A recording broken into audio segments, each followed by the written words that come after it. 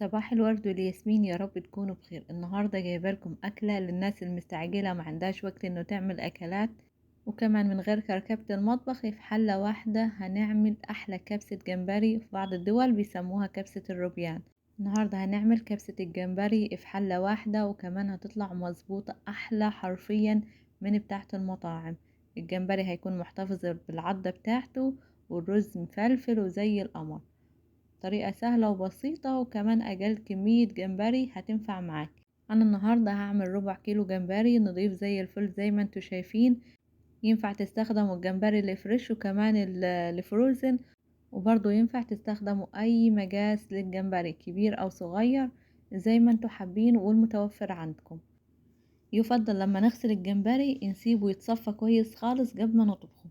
المهم بعد كده بجيب الحلة بتاعتي وبنزل بشوية من الزيت، وبعد كده بنزل بالجمبري بتاعي، وكمان بضيف له ملح وفلفل اسود وكزبرة ناشفة وشوية من الكمون، وكمان سيكة كده من الكركم. وهقلب فيهم الجمبري حوالي دقيقتين 3. مش هسيبه لحد ما يستوي، بس هما يدوب دقيقتين 3 اقلب فيهم الجمبري. وخلاص كده هطلع الجمبري، ونسبة المية اللي نزلت من الجمبري دي هسيبها في الحلة زي ما هي، مش هطلعها. بعد كده بكون محضرة بصلاية متوسطة مقطعاها صغير خالص بالسكينة او بالكبة زي ما انتوا حابين. انا عملتها عن نفسي بالسكينة، قطعتها صغير خالص. بعد كده بزود شوية من الزيت علشان كمية الزيت اللي في الحلة مش هتكفيني اعمل عليها الرز، فانا بضيف شوية كمان. وبنزل بالبصلاية مقطعاها بصلاية متوسطة، وهقلبها شوية. بخلي النار طبعا تكون عالية شوية. وبعد كده بضيف نفس التوابل اللي انا حطيتها في البداية هحطها دلوقتي، زائد كيس مرقة خضار. ينفع تستخدموا اي نوع مرقة متاحة عندكم في البيت.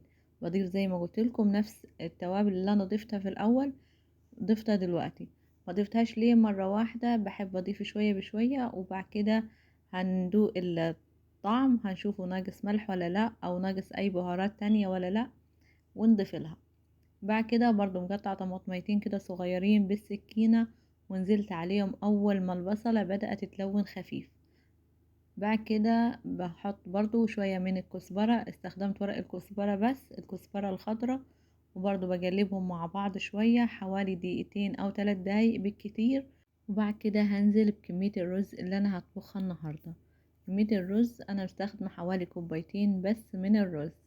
هنزل بيهم على البصل، وبعد كده اقلبهم برضو شوية حلوين لحد ما اشوف حباية الرز بدأت تتغلف.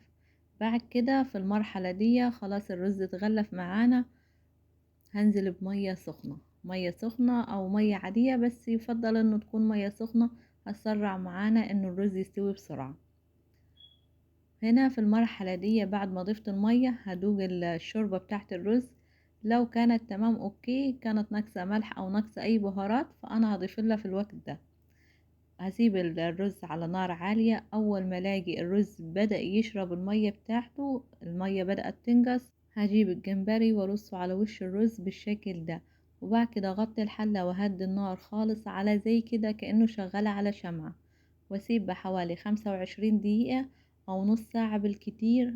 وبعد كده هتفتحوا تلاقوا الرز استوى والجمبري استوى، وبنفس الوقت محافظ على العضة بتاعته، يعني الجمبري مدابش خالص. بعد كده هنا بطلع الجمبري علشان عايزة الجمبري يكون على وش الطبق، وهنا الرز مفلفل ومستوي وقمر، يعني مش معجن خالص. وبعد ما رصيتهم في طبق التقديم بحط شوية كزبرة كده للتزيين. وده الشكل النهائي بتاعنا. شكل الطبق رهيب، طعما ملهوش حل. طريقة سهلة وبسيطة، وكمان طعمها رهيب. يعني اي حد مستعجل ملهوش خلق يدخل المطبخ ممكن يعمل العظمة دي في نص ساعة. هتكونوا محضرين احلى كبسة جمبري. اتمنى وصفة النهاردة تكون عجبتكم. ما ننساش لايك وشير للفيديو، واللي اول مرة يشوف قناتي اتمنى يشترك ويفعل زر الجرس عشان يوصله كل جديد. وما تنسوش تتابعوا صفحتي على الفيسبوك مطبخ تامة. ان شاء الله نشوفكم على خير. See you. باي باي.